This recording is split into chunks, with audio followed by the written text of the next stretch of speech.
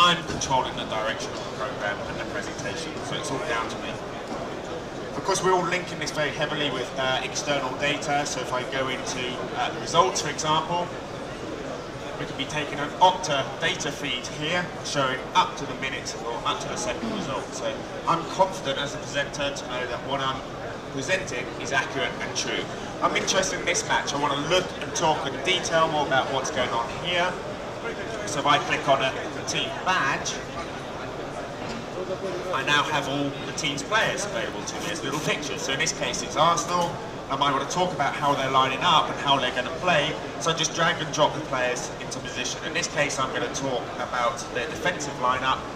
So drag them all here, and he's our little midfielder here. Space them out, and I can again lead to a very sort of reactive or interactive way of engaging the viewers. So, for example, this guy is going to do a lot of running up and down the wing. He attacks a lot, so this guy's got to do a lot of covering. We expect him to be substituted later in the match, so I'm just going to throw him off and bring in his replacement. So, very quick and easy to do. Click on there, and I can bring the opposing team, of course, and now I might want to talk about how their attack lines up. FT software. So sports allows the presenter to basically easily make beautiful graphs, make beautiful interactions, decide which video to watch, and just make it more interactive. Make it much more free. The UK newspapers, the front page of each one. I'm going to start to use gesture type technology now to bring this up on screen. So I can drag this around and throw it to a specific point, and my newspaper arrives. I can scale. So if you like iPad as a presenter, this is a great way to make programming interactive, less dependent on working together. And how much does this cost, this software? We can also incorporate web-based new media. I have no idea. So if I click on web here, I have exactly the same thing available to me. But what we're doing now is, rather than taking up JPEGs or pictures, we're actually playing out a URL link.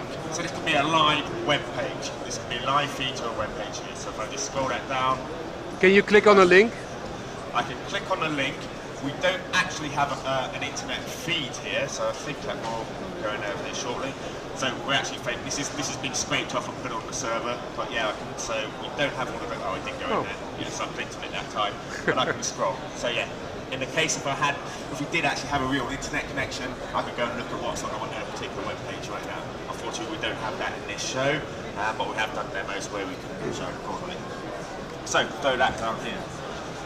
I mentioned at the beginning of the demo, they also have a touch table to show a bit of augmented reality. This is using virtual objects. Touch table, so you can do the same thing. Pay attention to the monitor up high. My cameraman clients down here. So every presenter with his favorite iPad Plus. Call up a virtual object. In this case, it's a basketball stadium, so I can use this now to go into the sports part of the production. So playing the role of the technical analyst now. I can use this touch table to really highlight things such as formations, such as tactics and so on, and it gives me a very easy and interactive way to talk about it. We're using virtual studio technology here, so on the camera head you can see sensors, we've got lens, pan, tilt and zoom sensors, so as the